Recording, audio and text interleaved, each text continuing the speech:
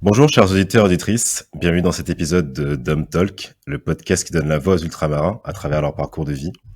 Ici, on discute des problématiques des peuples d'outre-mer, représentés par la Martinique, la Guadeloupe, la Guyane, la Réunion et Mayotte, soit une population de 2,2 millions d'habitants et 3,4% de la population française.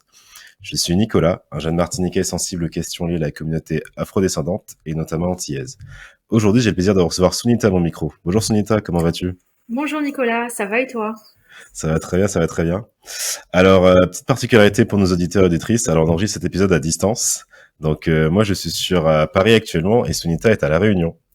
Donc, grâce aux outils technologiques, on peut enregistrer cet épisode. Ça me fait très plaisir de te recevoir à mon micro. Du coup, est-ce que tu pourrais commencer par te présenter et nous dire de quel département es-tu originaire ? Alors, je suis Sunita Alibaye, j'habite à l'île de la Réunion. Voilà. D'accord. Ok. Et du coup, est-ce que t'as grandi là-bas ? J'ai grandi à la Réunion. Je suis arrivée en fait en l'an 2000 à la Réunion et avant ça, j'étais sur Madagascar. 6 ans. D'accord. Donc, en tout, t'as passé, donc ça fait 20 ans que t'es à La Réunion. Tout à fait, c'est ça. Ok, d'accord. Et du coup, comment tu décrirais la vie à La Réunion ? Alors, à la Réunion, la vie est très paisible. Entre montagne et mer, c'est vrai qu'on a un cadre de vie exceptionnel.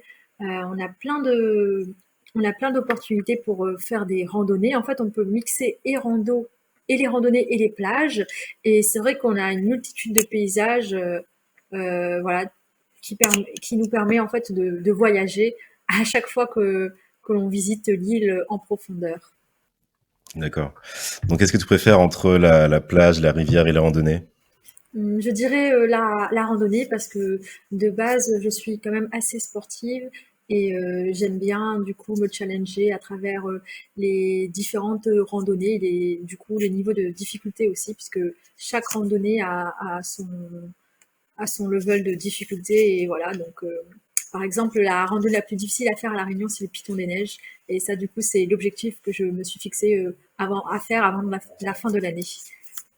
D'accord. Elle dure combien de temps cette randonnée ? À peu près 8 heures de temps. Et c'est que de la montée. Ah oui, d'accord. Ok, d'accord. Donc, comment tu te prépares pour cette randonnée alors ? Ouais, ben, tout simplement en faisant d'abord des petites randonnées avec des dénivelés plus ou moins importants pour me préparer. Et puis surtout, le souci au Piton des Neiges, c'est la température. Il fait vraiment très très froid. Et au sommet, en tout cas en hiver, on est en dessous de 0 degré.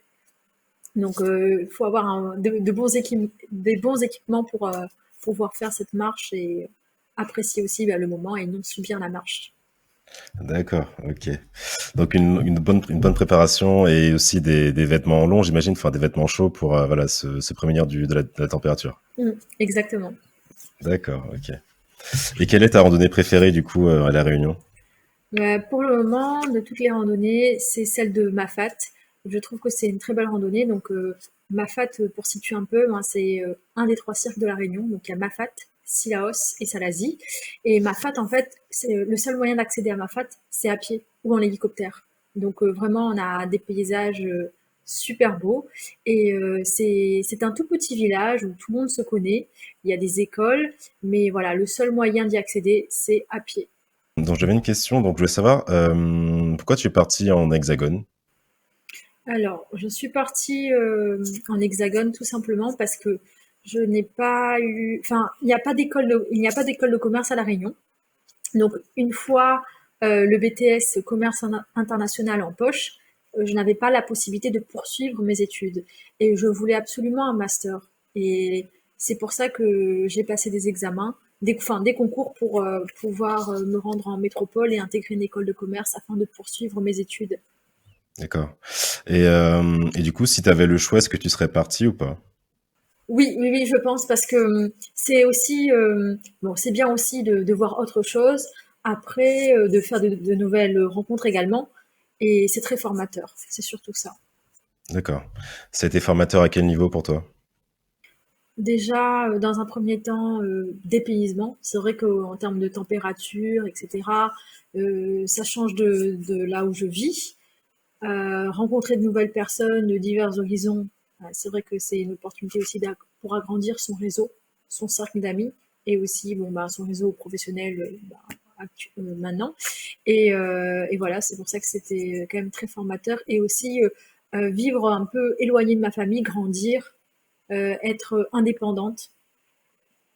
Ça, en tout cas, ça m'a permis d'évoluer, en tout cas dans, de manière positive par rapport à ça, puisque en restant ici, j'étais chez ma famille, etc.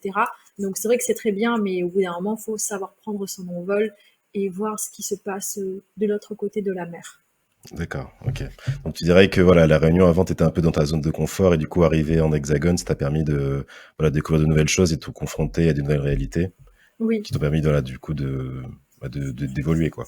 d'évoluer, de grandir, d'explorer. D'accord, ok. Et du coup, qu'est-ce que tu retiens le plus de ton arrivée en Hexagone? Alors, déjà, la météo, la température. Choc thermique, c'est vrai, on passe de 35 à 15, on va dire. Enfin là, parce que on a eu de la chance à l'ESC de La Rochelle. Hein, voilà, on tombait dans une belle ville où le climat est plutôt agréable. Et voilà, même si c'était venteux, etc., s'adapter au froid pour un rayonné, ça a été compliqué, déjà, dans un premier temps. Ok. Tu aurais des anecdotes à ce niveau-là, dans Hum, ta vie quotidienne à La Rochelle? des anecdotes. À chaque fois, j'avais la peur de louper le bus, tout simplement parce que je voulais pas marcher à pied et il faisait tellement froid et voilà. Donc c'est surtout que ça, se réveiller tôt et être en avance pour pas louper le transport en commun pour arriver à D'accord, l'école. d'accord. Et être au chaud dans le bus? Voilà, être au chaud dans le bus, D'accord. surtout ça. Ok, ok, je comprends. Ok. Et du coup, comment tu décrirais la vie en Hexagone comparée à celle de La Réunion? Alors c'est vrai que c'est notre manière de voir les choses. Bon, à La Rochelle, on va dire que c'est une ville qui est mi-étudiante. Enfin, c'est partagé entre les jeunes et les moins jeunes. Donc, il n'y a pas de juste milieu. C'est-à-dire que soit ils sont très jeunes, soit ce sont des personnes qui sont venues là pour leur retraite. Voilà. Donc, déjà, c'est vrai que c'est différent parce qu'à La Réunion, on a beaucoup de jeunes et on a aussi des catégories d'âge entre, on va dire, 30 et 50 ans. Tandis qu'à La Rochelle, on passait direct de 60 plus. Donc c'est vrai que ça, c'était vraiment différent de La Réunion, voilà. En termes de jeunesse, il n'y avait que les étudiants. Dès qu'on enlève les étudiants, il nous restait les retraités. Donc ça change de mon quotidien, en tout cas d'ici à La Réunion, où on voit un peu plusieurs personnes de tout âge. D'accord. Et du coup, comparé à en dehors de l'école, est-ce que tu trouves du coup que la ville manquait un peu de dynamisme? Oui et non. Oui, parce que euh, en, enfin, La Rochelle, en fait, c'était une ville, enfin, je me base vraiment sur La Rochelle parce que c'est là où j'ai été pendant 3 ans. C'est une ville qui est très touristique en fait, mais surtout juillet, août, etc.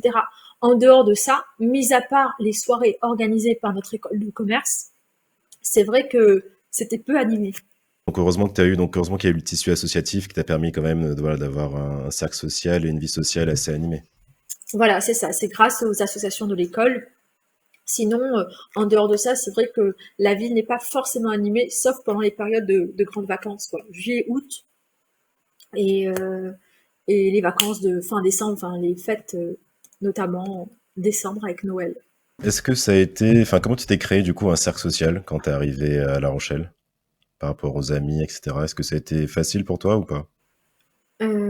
Oui, on va dire plus ou moins, parce que déjà au sein de l'école, il y avait une association pour les ultramarins, en gros, qui m'a permis de rencontrer des personnes issues des Outre-mer, Mhm. notamment mon super voisin, n'est-ce Oui, pas? oui, c'est vrai, exactement. Donc voilà, Ouais. et puis après, bah, au sein de, bah, une fois que les classes sont formées dans les promotions, on arrive facilement à retrouver des personnes plus ou moins ouvertes d'esprit, donc du coup euh, prêtes à faire de nouvelles rencontres. Et c'est comme ça aussi qu'on a pu former et tisser des liens avec ces gens-là. Ouais, donc dans l'association, donc ça t'a permis donc de rencontrer d'autres ultramarins. Est-ce que tu penses que voilà, s'il n'y avait pas cette association, ça aurait été plus compliqué ou pas de créer des liens? Plus compliqué, oui, oui, hein, je dirais parce que c'est vrai que c'est dommage de pas. Enfin, on se fait mieux comprendre par des gens qui viennent des outre-mer que des gens qui sont déjà en France métropolitaine. On n'a pas forcément la même vision des choses. On est éloigné de notre famille. Je veux dire, ces personnes-là, elles rentraient chez eux le week-end, tandis que nous, on était là. Donc, c'était vraiment important de rencontrer des personnes qui sont dans le même cas que nous, venant des dom-toms. D'accord. Donc tu ressentais ce décalage avec voilà, les étudiants qui étaient de l'Hexagone. Oui, quand même. D'accord. Ok. Et du coup, comment tu t'es adapté à la vie en Hexagone? Du coup, tu parlais par rapport au froid, mais en règle générale, comment tu t'es adapté voilà, à ce nouvel environnement? Euh, Plutôt bien. Après, heureusement que j'ai pu former un cercle d'amis assez rapidement, donc je n'étais pas toute seule. C'est surtout ça. Le fait de rester seule dans son coin, c'est vrai que c'est beaucoup plus compliqué. Tandis que là, on avait quand même des sorties, on arrivait à se voir, voilà. Il faut entretenir ces liens-là pour tenir, et puis les camarades de classe, voilà.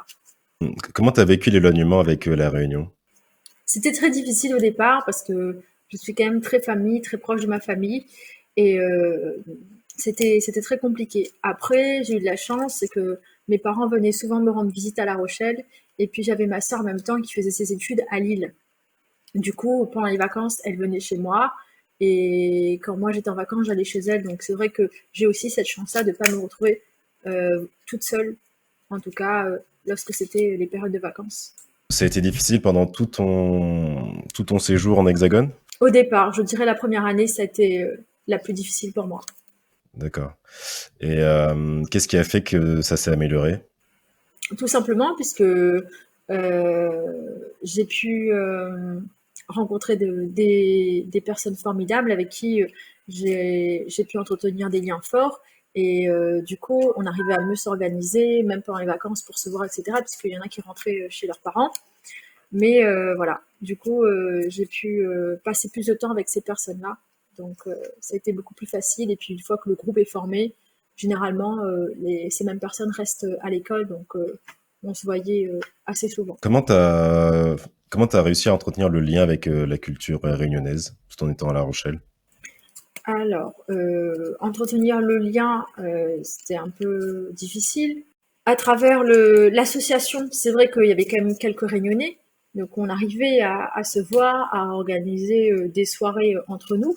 Mais un lien direct avec la Réunion, c'est vrai que c'est pas possible, sauf de retourner pendant les vacances si j'avais cette chance-là de revenir chez moi. Et tu retournais souvent à La Réunion? Oui, j'ai eu cette chance de rentrer puisque j'avais fait 2 stages notamment à la Réunion, donc j'ai pu rentrer 2 fois. Enfin, t'as voulu allier du coup le retour à La Réunion et l'aspect professionnel pour comment dire? Bah, pour pouvoir profiter de ce temps-là aussi à La Réunion du coup. C'est ça. En fait, moi, j'ai pas choisi l'étranger pour mes stages. J'ai privilégié la zone OI, océan Indien, pour pouvoir rentrer chez moi. Voilà. Est-ce que tu avais cette envie de rentrer chez toi? Oui, parfois, je me posais parfois des questions en, voilà, de ce que je faisais vraiment là, etc. Parce que c'est pas que je n'étais pas bien, hein, mais je me sentais plus épanouie à La Réunion. Je me sentais mieux à La Réunion. Et c'est pour ça que j'ai fait ce choix de faire mes stages à La Réunion, justement, pour retrouver ma famille, mes amis, et surtout le soleil. On sent que c'est un aspect important pour toi, la Ah oui, température, le oui. soleil. Ouais. D'accord. Mais donc du coup, tu disais que tu te posais des questions par rapport voilà, à ta place en Hexagone. Qu'est-ce qui a motivé du coup ton envie de retourner, puisque maintenant tu vis à La Réunion. Qu'est-ce qui t'a motivé à vouloir rentrer? Tout simplement, le fait de vivre près des miens. Voilà. J'accorde une grande importance à la famille et je me voyais pas vivre loin de ma famille. Je me voyais pas vivre loin de mes amis d'enfance aussi. Donc, j'ai fait ce choix à la fin de mes études et aussi pour mon projet professionnel voilà, que je voulais faire absolument à La Réunion et qui ne pouvait pas se faire ailleurs que La Réunion. Enfin, c'est quoi ton projet professionnel du coup? Mon projet professionnel sur lequel j'avais travaillé, c'était les pièces automobiles à La Réunion. C'était mon projet de base. Tu voulais vendre des pièces automobiles? Ça consistait en quoi du coup? Voilà, c'est ça. Je voulais commercialiser tout ce qui était accessoire pour le tuning et le racing à La Réunion, vu que les Réunionnais accordent une très grande importance à l'aspect de leur voiture. Et j'ai vu là une opportunité pour moi d'ouvrir ce magasin de pièces auto. Donc c'est ce que tu fais actuellement depuis ton retour à La Réunion? Eh ben non, Non, pas du tout, d'accord. parce que du coup, quand je suis retournée à La Réunion, je me suis rendu compte, parce que j'avais étudié pendant quand même 2 ans sur ce projet, je me suis rendu compte qu'il y avait trop de concurrents. En fait, moi j'ai travaillé dessus, mais une fois sur place, j'ai pu, euh, j'ai pu voir qu'il y avait trop de boutiques qui se sont ouvertes entre-temps et que mon projet ne tenait plus vraiment la route.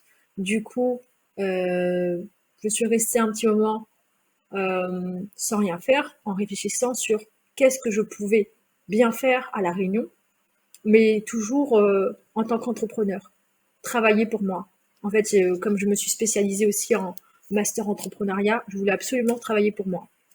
Et, et j'ai eu de la chance, j'ai pu reprendre la société de ma tante qui, elle, partait à la retraite, donc dans le domaine de l'hygiène. Donc je commercialise aujourd'hui des produits d'hygiène, de maintenance et de protection individuelle en B2B. Pourquoi cette envie du coup de te lancer dans l'entrepreneuriat et spécialement à La Réunion? Alors l'entrepreneuriat, ça a toujours été quelque chose qui m'a impressionnée en fait. Ça a toujours été quelque chose qui m'a impressionnée. Mes parents en fait sont entrepreneurs. Ma grand-mère, elle a été aussi dans ce milieu-là. Voilà, toute la famille quasiment. Donc c'est vrai que je me suis toujours dit, moi je voudrais plus tard, si j'ai cette chance, travailler pour mon propre compte. D'accord. Donc le salariat enfin, ne t'a jamais donné envie. Non, jamais. Et c'est pour ça que je me suis spécialisée dès la deuxième année à La Rochelle en master entrepreneuriat, puisque j'avais déjà cette idée en tête depuis un moment. D'accord, ok. Et du coup, je voudrais savoir comment s'est passé ton retour à La Réunion au niveau du coup professionnel, au niveau social aussi, dans le sens où est-ce que c'était compliqué de te refaire un cercle social puisque tu as passé du temps en hexagone. Voilà, comment ça s'est passé sur ces plans-là? Alors déjà, au niveau professionnel, ça a été un peu un choc pour moi, puisque comme j'ai travaillé sur un premier projet de pièces automobiles et me rendre compte que finalement ce n'est pas réalisable et que j'ai passé 2 ans à étudier un projet qui n'est pas vivable, je me suis posé des questions. Après, tout s'est très vite enchaîné, voilà, avec ma tante qui est partie à la retraite, etc. Et j'ai pu faire un stage avec eux, avec mon oncle et ma tante. Et finalement, je suis tombée amoureuse de ce métier, donc voilà, dans le monde de l'hygiène. C'est vrai que c'est un métier d'homme. On rencontre beaucoup d'hommes dans mon métier, mais c'est vrai que ça me plaît. Le fait de bouger, de livrer, de voir des personnes toute la journée, de prospecter. Voilà, donc je ne suis pas assise dans un bureau. En fait, moi, je me suis toujours dit, je veux bouger. Voilà, je veux bouger. Et là, c'est vrai que pour le coup, je bouge toute la journée, je suis sur la route, donc c'est très bien, ça me convient. Et donc là, de ce côté-là, au fil du temps, ça s'est bien goupillé. Voilà, j'ai eu de la chance. Et pour le côté social, c'est vrai que pendant 3 ans, j'étais pas à La Réunion, j'étais partie faire mes études et j'ai pu retrouver mes copines de BTS, voilà, avec qui j'avais passé 2 ans, donc comme des amis d'enfance, on va dire. Et du coup, ben, on a pu se retrouver, reprendre contact, et voilà. Donc aujourd'hui, c'est vrai que ben, on a continué à se voir, entretenir ce lien-là qu'on avait. Donc ça s'est très bien passé. J'ai retrouvé aussi des amis de lycée, donc voilà, qui sont de nouveau, qui sont à nouveau proches de moi. Et les autres amis que j'avais au collège, etc., sont partis en métropole, donc du coup c'est beaucoup plus compliqué d'entretenir un lien. Alors quand elles viennent à La Réunion, On se voit automatiquement, il n'y a pas de souci. On essaie de se trouver des créneaux, etc. en fonction de leur planning. Mais la plupart de mes connaissances et de mes amis sont en métropole, sont restés en France. Et ok, donc je voulais revenir sur l'aspect par rapport du coup à ton entreprise, parce que tu disais du coup que c'est un monde d'hommes. Du coup, bah, en tant que femme entrepreneur, comment tu t'imposes dans ce milieu? Alors, c'est vrai que c'est pas tous les jours facile. En plus, je suis beaucoup plus jeune qu'eux. Donc, non, tout simplement, j'essaye de, comment dire ça, de m'imposer, de me faire respecter tout simplement en, en étant, en gardant des distances, bien entendu, parce que c'est vrai qu'ils n'ont pas l'habitude forcément de voir des femmes. Faut savoir rester très pro, répondre à leurs attentes également. C'est vrai que c'est un milieu très concurrentiel, hein, l'hygiène à La Réunion, c'est très concurrentiel. Il y a des boîtes qui sont installées depuis très longtemps. Et voilà, mais on va dire que le soleil brille pour tout le monde et il faut savoir être présente et être réactive dans ces moments-là, tout simplement. Ok. Et du coup, juste, tu pourrais nous dire plus en détail, du coup, en quoi consiste ton entreprise? Donc, tu vends des produits d'hygiène, mais c'est-à-dire, tu vends, enfin, qu'est-ce que tu vends exactement du coup?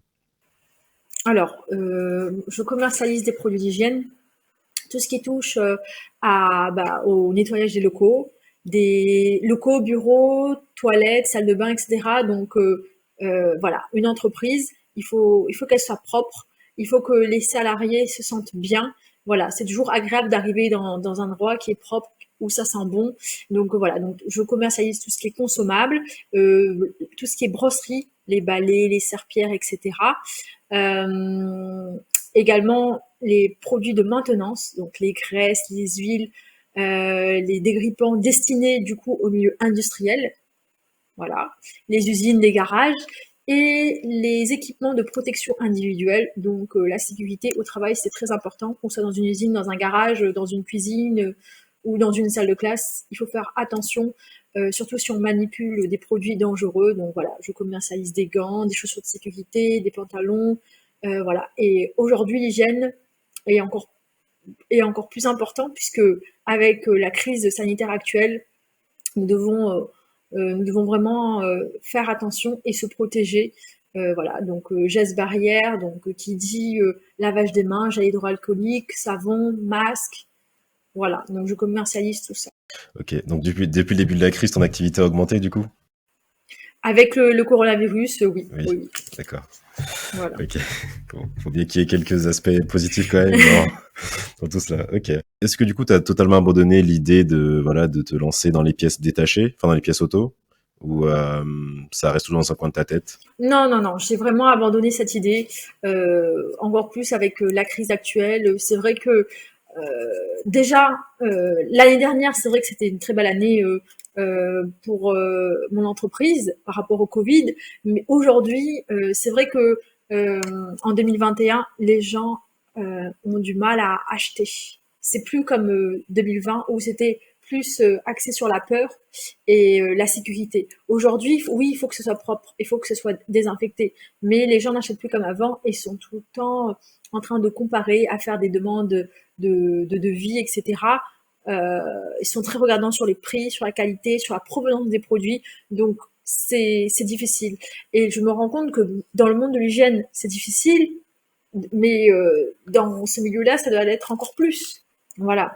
Donc il y a pas mal de... Non, ça, j'ai vraiment abandonné cette idée parce qu'il y a pas mal de sociétés qui vont fermer à cause du Covid et je pense que il n'y a pas que les restaurants et les hôtels. C'est pas que ce type de sociétés qui vont fermer en tout cas. C'est ça aussi le problème avec le Covid. Pour revenir par rapport à ton retour à la Réunion, alors je sais pas si c'est le cas du coup chez vous, mais c'est vrai que voilà aux Antilles, en Guadeloupe et Martinique, souvent les jeunes quand ils reviennent du coup dans leur territoire après avoir passé quelques années à l'étranger ou en Hexagone, ils se heurtent des fois voilà aux difficultés de des mentalités où certains voilà sont un peu réfractaires au changement ou en tout cas à l'apport de nouvelles façons de faire et de nouvelles compétences voilà. Est-ce que toi tu as été confronté à ça ou pas du tout? Non, je n'ai pas été confrontée à ça, tout simplement parce que je travaille pour moi. Mais par contre, les personnes qui vont postuler dans des sociétés, là, ça se complique parce que tout simplement, ici, on a beaucoup de jeunes diplômés, mais les entreprises, malheureusement, recherchent de l'expérience. Sauf que ces jeunes sortent de l'école, donc avoir l'expérience en sortant de l'école, ça marche pas. Donc c'est vrai que c'est très contradictoire. Et voilà, donc même pour donner un exemple, j'ai des amis qui sont restés à La Réunion, qui ont étudié, qui ont leur master à La Réunion. Eh bien, elles galèrent pour trouver un poste en tout cas à la hauteur de leurs études. Elles ont quand même des prétentions salariales et là, c'est vrai on n'arrive pas à avoir le salaire voulu par rapport au nombre d'années d'études. Voilà, c'est le minimum quoi, qu'on ait un bac plus 2 ou un bac plus 5, le salaire est le même et je trouve pas ça juste. Donc déjà, en restant à La Réunion, c'est compliqué. Donc si on sort de métropole ou on revient, on peut même nous sortir qu'on est trop diplômé et qu'on coûte cher. Donc c'est vrai que ça c'est un gros problème. D'accord. Et pour toi, du coup, quelles seraient les solutions pour les jeunes diplômés, les jeunes travailleurs qui souhaitent revenir à La Réunion pour, voilà, qui sont réunionnais et qui souhaitent s'y installer, revenir définitivement? Quelles seraient les solutions, du coup, pour, soit faciliter leur entrée sur le marché du travail ou, d'autres perspectives comme l'entrepreneuriat? Pour toi, quelles seraient si tu avais des conseils ou des solutions à donner? Ne pas se dire que voilà, j'ai fait 5 ans d'études, il me faut minimum tant. Parce qu'on va toujours commencer au bas de l'échelle. Donc il faut déjà accepter le fait de commencer au premier niveau, au bas de l'échelle. Il faut accepter ça. Et ça, c'est vrai que c'est pas facile pour quelqu'un qui s'est donné les moyens, qui est parti, qui a quitté, en gros, l'île, la famille, ses amis, pour étudier et revenir et se dire, bah, finalement, j'aurais dû rester puisque mon salaire est moindre. Est-ce que ça vaut vraiment le coup? Donc, il faut déjà accepter ça. Ça, c'est la première étape, je dirais. Hein. Donc, pas facile à faire. Et aussi, essayer de trouver quelque chose, un métier en gros. Donc, déjà, il faut que la personne aime ce qu'elle fait, mais aussi trouver quelque chose où il manque à La Réunion. Par exemple, il manque des médecins, il manque des avocats, il manque aussi des chefs d'entreprise, voilà.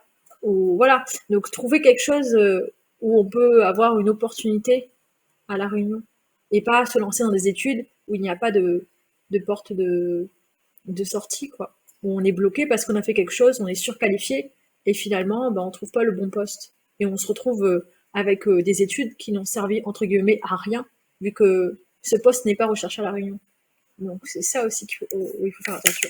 D'accord. Donc pour toi, il faudrait que voilà, les étudiants, dès la sortie du bac, voilà, évaluent un peu les besoins sur le marché du travail à La Réunion et du coup fassent des études qui correspondent à ça. Ou en tout cas, ou à terme se reconvertir si besoin. Voilà, c'est ça. Mais après, bien sûr, aimer ce qu'on fait, hein, ne pas se forcer, puisque sinon, ça sert à rien. Donc, il faut trouver l'équilibre entre, voilà, j'aime ça, mais est-ce que ce que j'aime, il y a un avenir? Est-ce il y a de l'avenir dans ce métier? Est-ce que s'il n'y a pas d'avenir, je peux me reconvertir? Si oui, alors je me lance. Sinon, alors j'évalue et je cherche un autre projet. C'est pas facile, hein. Et mais toi, du coup, la chance que tu as eue, c'est que voilà, dès le départ, tu savais que tu voulais être entrepreneur et tu t'es lancé dedans. Oui, après, voilà, je me suis trompée sur le secteur d'activité. Voilà. Mais c'est vrai que on peut pas se dire, bon voilà, je me lance, il faut évaluer le marché, faut voir aussi il y a moyen de réussir, d'avancer, ou est-ce que on se bloque dès le départ. Voilà, par exemple, là, pour les pièces auto, j'ai direct vu que non, ça marchera pas. Voilà, donc faire attention parce que une fois lancé, je veux dire, on a investi de son temps, de son argent, et on peut pas se permettre de tout perdre comme ça. Je comprends. Ok. Dis-moi, donc là, on arrive bientôt du coup on est vers la fin de l'échange, mais j'ai encore quelques questions à te poser. Du coup, je voulais savoir, qu'est-ce qui t'a donné envie de participer à ce podcast? Tout simplement parce que je trouve que c'est intéressant de recueillir les idées et puis voilà, bah, la vie des personnes qui viennent des Outre-mer, hein, tout simplement. Et aussi, c'est intéressant d'évaluer en fait les points plus et les points moins des expériences de ces gens issus des dom-tom. D'accord, ok. Qu'est-ce que tu souhaiterais pour l'avenir de la Réunion? Alors, pour l'avenir de la Réunion, tout simplement une jeunesse déjà formée, voilà, pleine d'ambition, des jeunes qui veulent travailler et qui veulent voir leur île voilà, évoluer sur tout ça. Et voilà, c'est ce que je souhaite à La Réunion. D'accord, ok. Et enfin, du coup, si tu avais un message à passer aux Réunionnais, quel serait-il? Tout simplement, allez vous former en métropole et ne restez pas forcément là-bas. On a besoin de vous. On a aussi besoin des gens qualifiés, diplômés. Donc, évitons la fuite de cerveau, on va dire, et revenez chez nous travailler. Et puis, c'est toujours beau de se dire, ah bah à la tête de cette entreprise, il y a un Réunionnais. Voilà, le chef de projet, c'est un Réunionnais. Et c'est vrai qu'il y a beaucoup de métropolitains qui reviennent à la Réunion et qui prennent, enfin, qui du coup postulent et ont des postes à haute responsabilité. Et parfois, c'est bien aussi de se dire, bon, bah c'est des Réunionnais qui ont ces postes-là et quelle fierté, quelle réussite. Voilà. Donc revenez, hein, revenez. D'accord. Donc revenez en masse. Écoutez Sunita, voilà. Il faut que vous reveniez. Ok. D'accord. Bah écoute, bah je te remercie beaucoup Sunita pour ta participation. Merci à toi, Nicolas. Euh, je t'en prie, merci. Et du coup, bah je vous remercie, chers auditeurs et auditrices, d'avoir écouté cet épisode. Je vous invite à le retrouver sur nos plateformes d'écoute telles que Apple Podcast, Deezer et Spotify. N'hésitez pas à laisser des commentaires et à le noter sur iTunes. Je vous dis à bientôt et bon courage. Un lot de soleil et plus fos.